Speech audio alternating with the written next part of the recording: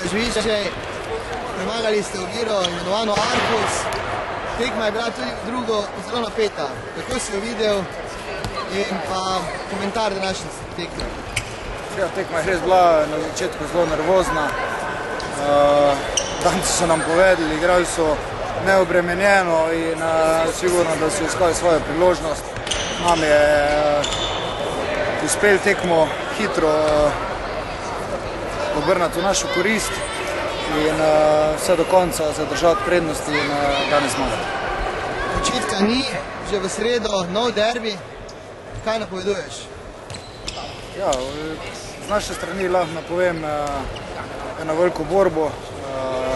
Vemo, da odhajamo v Koper, aktualnemu državnemu prvaku. Sigurno bo polna dvorana in jaz verjamem, da bo